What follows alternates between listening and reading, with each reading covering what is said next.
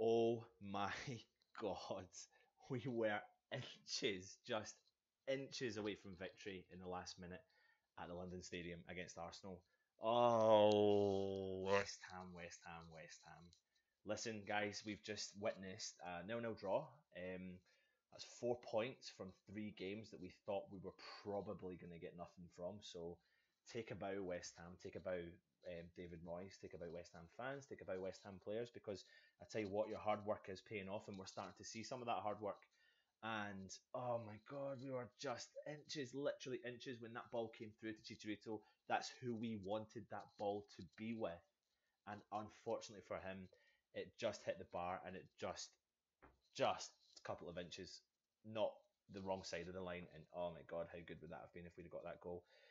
Anyway, my name's Anton. I'm here myself today for the review. We're doing it live for the first time. The rest of the guys are either at the game. Unfortunately, I couldn't go to the game again.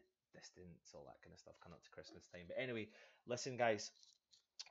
First half, I mean, team selection was exactly the same as the Chelsea game. I never had a chance to do the preview this week, and to be honest, I kind of expected it. I maybe, if anything, I maybe thought there was going to be a slight change, maybe with Antonio dropping out. But to be honest, I don't think his issue is his fitness in general. I think it's his longevity. So he's just back from an injury, and therefore we need him to play in the team for 50, 60 minutes. So I was quite surprised to see he lasted as long as he did. Thought he'd done well again, holding up the defence of Arsenal. But anyway, when you come into the first half, you think, I mean, before the game, you're thinking to yourself, we're coming up against Arsenal.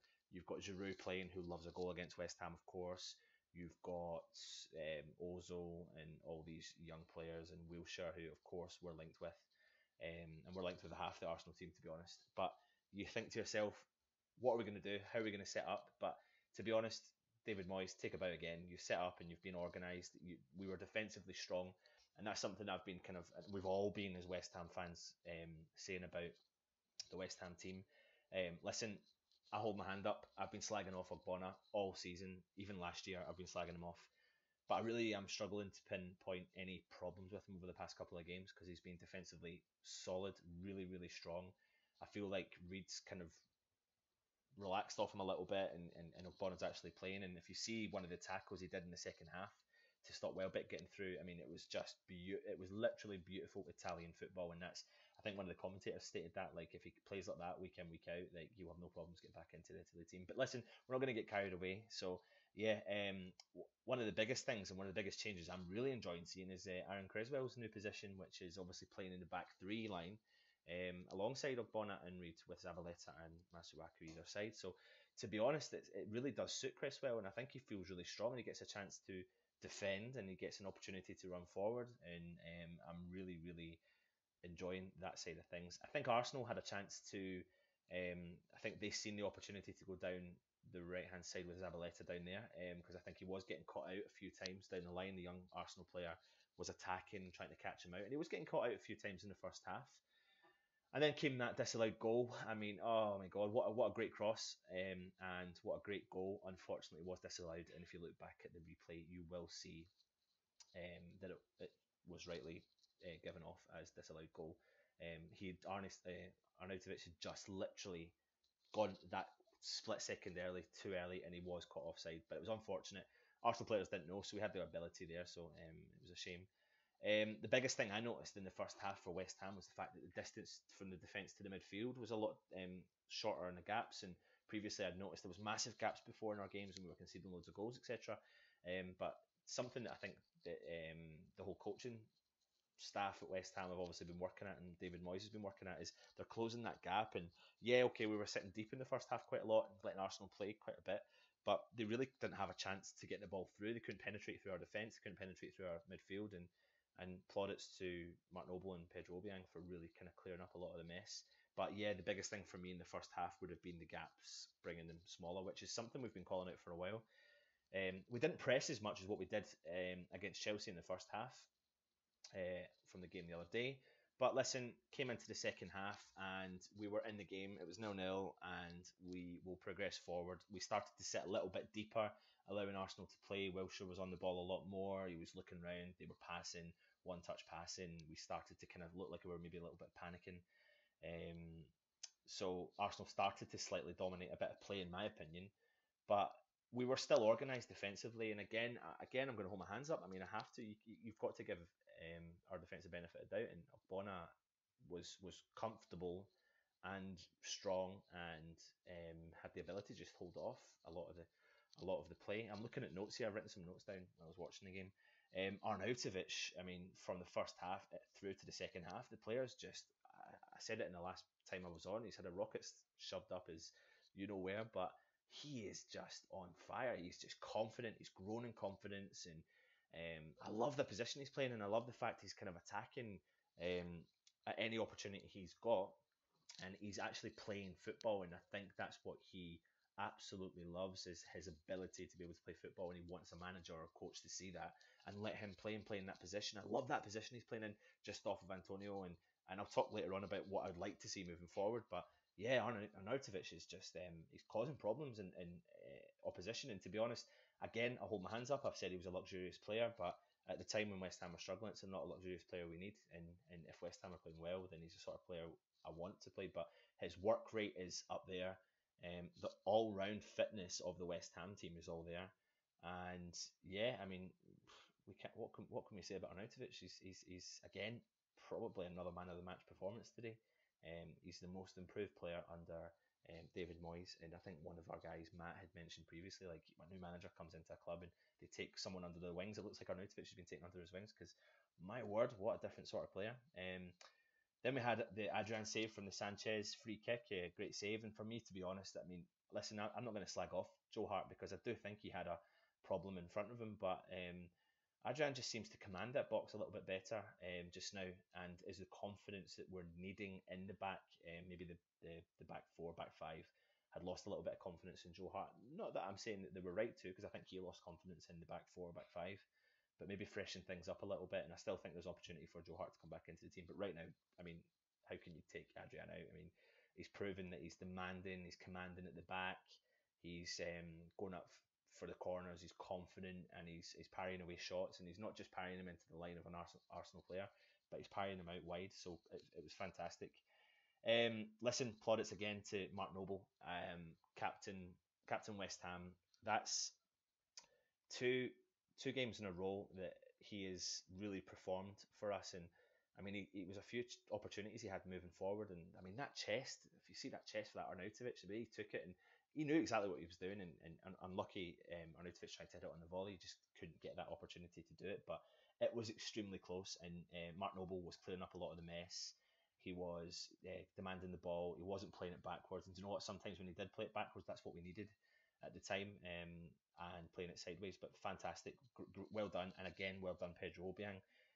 Together, they seem to be building up a really nice partnership. And there's a lot of controversy about Mark Noble and if we think he should play moving forward. And do you know what? Is it fair that we would drop him now moving forward? Like, we've got to give him. Maybe he has lost his legs, but we need to give him that opportunity to play against Stoke at the weekend. I've mentioned the Ogbonna tackle on Welbeck, and I thought that was fantastic. Then we had the substitutions, which felt like it was forever. We had to wait, like, because the ball never went out for Antonio coming off, which was the right time to do it. I felt like it could have been a little bit earlier, because I think we would like to have seen Chicharito a little bit earlier, but he came off, Antonio, for Chicharito, and Sanchez came off for Lacazette. Sanchez looked really, really upset. He just was not happy. He's just not. He felt like he was not up to his standards, and he was a bit of a diva today, so he was just totally disappointed in coming off. And to be honest, I wasn't surprised when I seen that Giroud was starting over Lacazette, because Giroud's just banging in goals against West Ham in particular, and obviously he's a threat off the bench. But when you've got players like Giroud and Lacazette, like, we can't say that the top players have been dropped, because Giroud is top-notch player, like, and West Ham would be lucky to have a kind of striker like that. The biggest thing I noticed then at that point, and we all noticed, was Arnautovic dropped back into defence, which is not his strong point, and it was really worrying. And there was a couple of times he nearly got caught out in the wing or on the right hand side between him and Zabaleta, and I think Arsenal were trying to expose that. So lucky enough for us, we managed to kind of hold on to the ball and play a bit more football. Then it came into the end, the last couple of minutes, the last flurry from West Ham, the attack, and fair play to West Ham for that, because something we're not used to, especially when we're 0-0 and we're kind of maybe potentially holding out for a draw. Chicharito, I mean, what is. Oh, just imagine he had scored that. Like, just imagine he had scored that. How unfortunate was it? But do you know what? It's not happened. It was a great opportunity. It's the guy we would want the ball. We would never want that to fall upon anyone else at all. Any West Ham fan couldn't turn around and say they'd want that to fall on anyone else's feet except for Chicharito's. So unfortunately, he didn't score that. I thought forgot for 1 second about the goal line technology, and if only maybe it was a couple of years ago and we didn't have it and we could have tried to claim the goal. But anyway, that's it at the end of the day. And then just coming into the last minute, I felt like there was a slight penalty appeal. I can't remember if it was Koscielny or who it was in the back, but had his hands all over Chicharito. And in some games and some referees you've seen given that penalty. So for me, it's just well done, West Ham. Like, well done. 3 games we've come into just before we come into this crazy winter period. We're in the winter, but a crazy Christmas period. And 3 games we thought we were probably going to have 0 points and concede a lot of goals. But in actual fact, we've conceded 2 goals. We have scored 2 goals and we've got 4 points. And I tell you something, rewind 2 weeks ago, we certainly wouldn't have thought we would be in that situation. Unfortunately for West Ham, results haven't gone fantastic, except for maybe Swansea have been smashed by Man City. Everton, I mean, you've just got to look at Everton's results under like that Sam.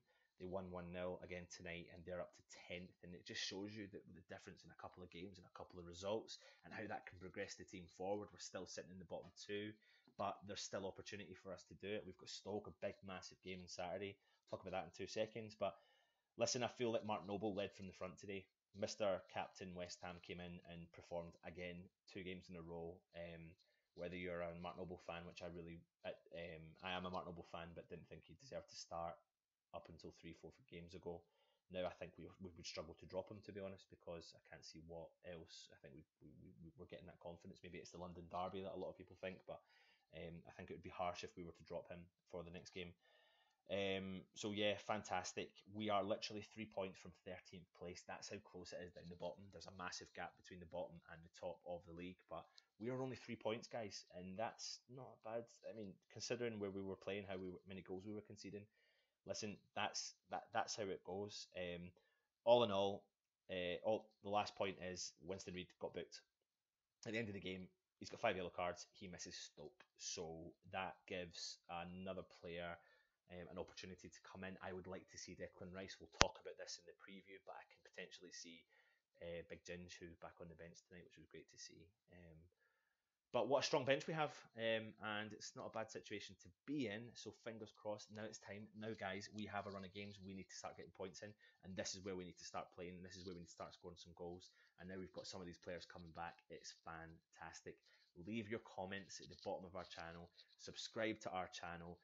Crazy competitions coming up. We've got a really, really nice auction coming up for a special person and to raise a little bit of money. So please keep your eyes on our social media feeds. And yeah, unlucky for us tonight, 0-0 against Arsenal, when we probably expected not that at all. So yeah, subscribe to our channel. Come on, you Irons.